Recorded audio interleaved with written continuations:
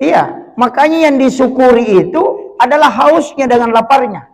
Makanya Rasulullah itu selalu bersyukur dengan makanan karena dia selalu melaparkan dirinya. Itu kuncinya. Kita akan sekali mencaci makanan istri. Oh ini tidak enak. Sebenarnya kita yang kenyang sekali. Karena sudah makan di warkop, sudah makan di warung, baru tiba di rumah, setengah mati mencaci makanan istri. Kan begitu. Kenapa Nabi tidak pernah mencaci makanan? Karena nikmat terus itu. Itu aja kuncinya, Pak. Makanya dalam tasawuf itu kalau dikaji begitu aja. Jadi lari masuk terus itu. Jadi kau nggak tahu. Ada orang dapat nikmat kemudian kita jengkel, bukan orang masalah, Pak. Makanya dalam agama Nabi sudah selamatkan kita. Saya sudah kaji beberapa kajian itu. Saya kadang mengatakan Rasulullah ini luar biasa, Pak, cara menjaga umatnya. Saya kemarin dapat satu penjelasan dari hadis Nabi. Ketika Rasulullah mengatakan orang yang menerima sedekah itu diminta berdoa. Mendoakan orang yang bersedekah. Jadi bukan orang yang bersedekah disuruh berdoa. Tapi yang disuruh berdoa yang menerima. Kenapa, Pak? Kalau orang yang memberi sedekah itu bisa riya. Tapi orang yang menerima sedekah itu tidak mungkin riya. Makanya pasti doanya mustajabah. Nabi selamatkan itu. Jadi kalau kau bersedekah dengan riya, tapi didoakan oleh orang ikhlas, maka sedekahmu akan diterima. Karena doanya orang ikhlas. Coba, itu kuncinya, Pak. Itu caranya Rasulullah. Nabi sudah minta memang, ya Allah, panggil umatku kepadamu. Jangan kau biarkan dia jauh. Kalau kau mau manggilnya dalam keadaan senang, dia tidak datang, panggil dia dalam keadaan susah. Itu Nabi minta, Pak. Makanya kalau kita diberi nikmat, syukuri. Senang dengan keluarga, kasih sayang istri bagus, kasih sayang suami bagus, usahakan banyak sujud. Kenapa? Nanti dipanggil dalam keadaan susah. Makanya kalau ada orang suaminya baik-baik sama dia, kemudian dia tidak sholat, cuma nonton sinetron, atau limang kali ngami pakelong, nanti suaminya akan selingkuh. Kenapa? Karena nanti dia datang kalau selingkuh suaminya. Datang kepada Allah. Kadang-kala perempuan, Pak, nanti bangun tahajud kalau suaminya selingkuh. Zikirnya lagi kencang-kencang, subhanallah, subhanallah. Kenapa? Suaminya selingkuh. Iya. Jadi seakan-akan begitu. Maka dia Nabi tak ia kotolliin manyamangi tolliin adeta lo olli susai. Ketika sehat dia tidak sujud, datangkan penyakit supaya dia bisa sujud. Jadi itu bukan musibah, Pak. Itu nikmat dalam bentuk menyusahkan. Makanya di dalam konsep umat Islam, umatnya Nabi, tidak ada lagi azab. Dan itu hadis. Nabi minta, jangan kau azab umatku sebagaimana umat-umat terdahulu. Jadi orang mengatakan di Palu itu Pak azab, kalau saya mengatakan tidak. Palu itu rahmat Allah. Kenapa? Yang meninggal di Palu itu cuma 2. Tenggelam dan tertimpa bangunan. 2 orang ini semua mati syahid. Orang yang mati tertimpa bangunan mati syahid. Orang yang mati tenggelam mati syahid. Begitu caranya Allah men-setting umatnya Nabi supaya bisa selamat. Cuma kita yang di Makassar bilang, kena azab di sana. Kan begitu. Ini kalau kita kaji dalam hakikatnya. Kemudian, sebenarnya bulan ini kan masih bulan Syawal. Mungkin sudah banyak yang selesai puasa Syawalnya. Masih ada yang belum, alhamdulillah. Tapi kalau ibu-ibu ini biasakan puasa qadanya masih banyak. Walaupun nanti Syihati As-Sakar itu mengatakan, Mufti Mesir, kalau kita sudah berpuasa 6 hari di bulan Syawal, itu sudah terhitung puasa Syawal.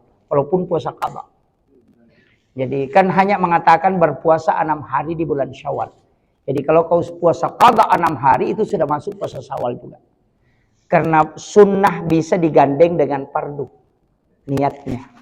Sunnah dengan sunnah boleh, sunnah dengan fardu boleh. Yang tidak boleh itu fardu dengan fardu. Puasa qada dengan puasa nasar disatukan itu tidak boleh. Kalau sunnah puasa Senin Kamis diniatkan juga puasa Syawal itu boleh. Walaupun nanti puasa Senin Kamis ini banyak juga orang yang keliru. Sama dengan puasa Syawal. Mengatakan berpuasa 6 hari di bulan Syawal. Sama dengan berpuasa 1 tahun penuh. Itu orang baru bangun itu. Sebenarnya itu puasa di bulan Ramadan. Full. Kemudian ditambah 6 hari. Kenapa? Karena itu tadi ayat yang dibaca Pak Imam. Man ja'abil hasanati falahu asru amsalihah. Setiap satu kebaikan itu dikali 10. Makanya 30 di bulan Ramadan itu dikali 10 berarti 300. 6 hari di bulan Syawal dikali 10 berarti 60. 360. Nah dalam 1 tahun itu kan 360 hari. Makanya katanya berpuasa 1 tahun penuh. Ada orang macam-macam Pak, tidak puasa Ramadan, puasa Syawal. Baru udah bilang 1 tahun, wah itu orang baru bangun itu. Parah itu. Itu. Makanya ulama kita itu kan biasa menjelaskan. Sama dulu, saya kan pakai puasa Senin Kamis. Hari Kamis itu kan kenapa kita puasa? Nabi kan ditanya kenapa puasa. Rasulullah mengatakan karena ya pahala di store. Hari Kamis itu kan di store pahala. Malaikat itu Pak melapor setiap hari Kamis. Makanya kalau kita berdoa hari Jumat itu tidak dilapor. Hanya ditulis. Hari Sabtu ditulis. Itu malaikat akan menulis 1 minggu itu baru dia lapor hari Kamis. Makanya kalau Bapak mau berdoa hari Senin, hari Selasa, hari Rabu, itu nanti Kamis baru dilapor. Sama aja pejabat, kita masukkan proposal di kantor kecamatan, nanti misalnya tanggal sekian baru dia bawa ke kantor gubernur. Jadi jangan langsung tunggu bilang harus cair, kan belum dilapor. Malaikat juga begitu. Makanya kalau hari Senin minta sepeda, Selasa minta motor, malaikat juga pusing Pak. Ini saya belum lapor sudah berubah. Begitu aja. Kan itu aja kuncinya. Pakai logika sederhana aja Pak. Makanya Imamul Ghazali mengatakan ijabut 42 yauman mania. Kalau doanya mau diterima 40 hari jangan ganti doa. Minta terus. Sama juga kalau kita ada anak kita tuh hari Senin, Mak belikan Kak sepeda. Hari Selasa, Mak belikan Kak motor-motor. Besoknya lagi, Mak belikan Kak baju baru. Pasti kita belikan es krim supaya dia diam. Padahal dia tidak minta es krim, tapi kita tahu kalau dikasih es krim langsung diam ini. Tapi kalau ada anak, Mak belikan Kak sepeda. Pulang kita dari kantor, Mak ada beli sepeda aku. Mungkin ke kantor, Mak ingat belikan Kak sepeda. 1 minggu saja anak kita selalu mengatakan, Mak belikan Kak sepeda. Kalau kita punya uang pasti kita belikan. Karena kita yakin dia betul-betul mau. Itulah makna wa isa salaka ibadi anni fa inni qarib ujibu da'watana iza da'an. Kayaknya berdoa itu penting Pak, kita tahu juga konsepnya. Kan banyak orang Pak, hari Senin minta sepeda, Selasa minta motor, hari Rabu minta pangkat. Malaikat bilang, ya belum ditulis, belum dilapor. Makanya nanti kalau ada minta, enggak tahu apa banyak sekali, enggak usah kasih dulu. Itu juga salah. Ini kuncinya. Makanya kenapa ada sholat? Ini penting. Ini yang kaitannya. Kenapa ada sholat, Pak? Sholat itu kan isinya doa, toh. Makanya sholat ini kan bukan tujuan. Sholat itu bukan tujuan. Kalau orang mengatakan sholat itu tujuan, oh keliru betul itu. Sholat itu cuma alat. Sama dengan kalau kita mau ke Jakarta, bisa naik mobil. Tapi mungkin 1 bulan baru sampai. Kalau mau cepat, naik kapal. 3 hari. Tapi ada lebih cepat, naik pesawat. Tapi kalau mau lebih cepat, menelpon saja. Langsung toh. Sholat inilah menelpon. Makanya sholat itu yang ditulis oleh malaikat, itu sholatnya Pak. Sholat itu, kan begini. Ini yang dulu saya harus jelaskan supaya kita paham betul. Sholat ini, apa bedanya sholat sunatatul masjid dengan sholat sunat taubat? Niatnya aja toh. Rukuknya sama, rakaatnya sama, bacaannya sama, tahiyatnya sama. Cuma niatnya yang menyebabkan dia berbeda. Makanya sholat itu alat. Orang kalau mau jalan, mau berdoa, hari Senin dia mau jalan, hari Rabu kembali. Nah Kamis baru dilapor. Berarti kalau dia jalan hari Senin berdoa saja dia tidak sholat, malaikat belum lapor. Nah kita mau melakukan perjalanan, makanya laksanakan sholat sunnah musafir. Karena sholat tidak pakai perantara, dia langsung tembus. Tidak menunggu hari Kamis.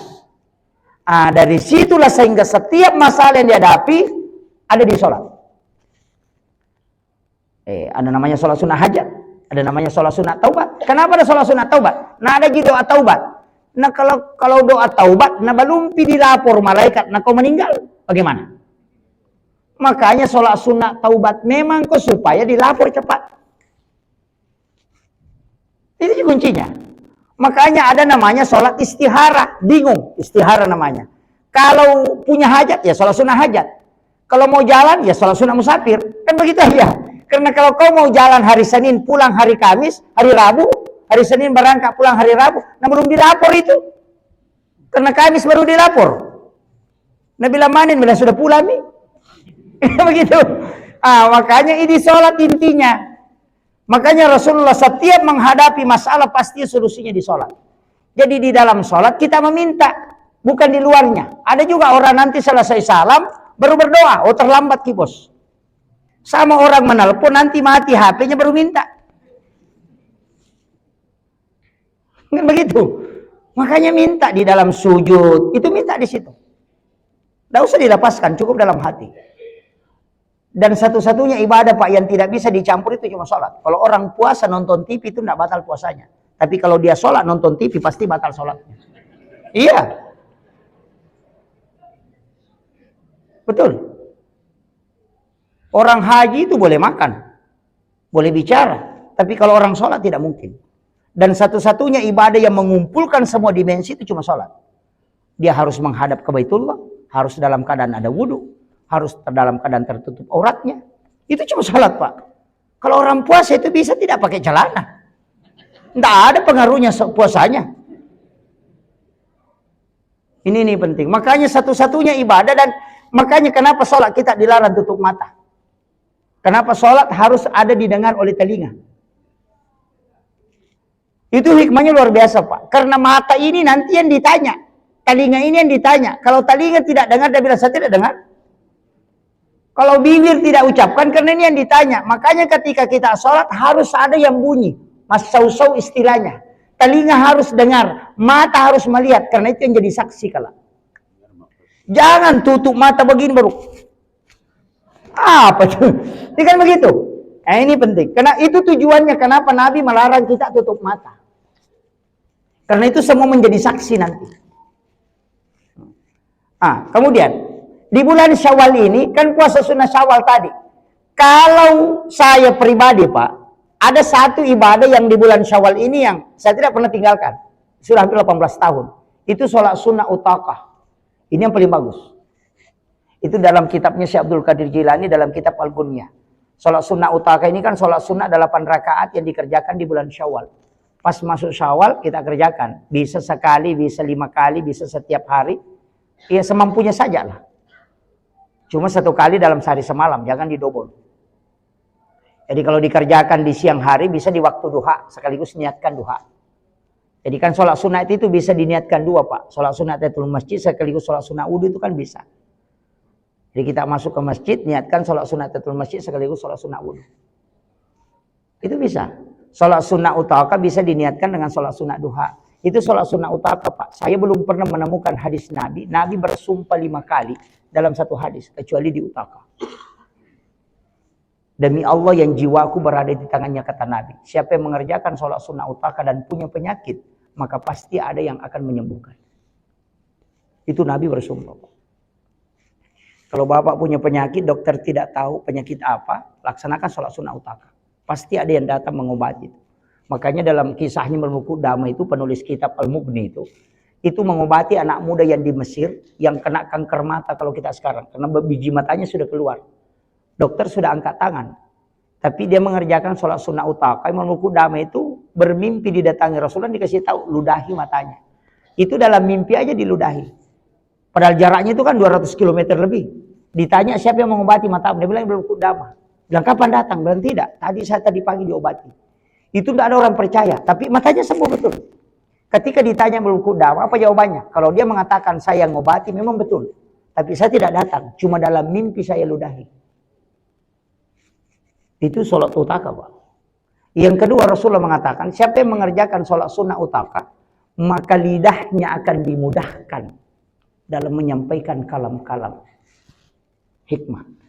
Makanya kalau ada kepala desa, ada anggota dewan tidak bisa bicara, tidak bisa bawakan sambutan, suruh kerjakan sholat sunnah utaka. Iya.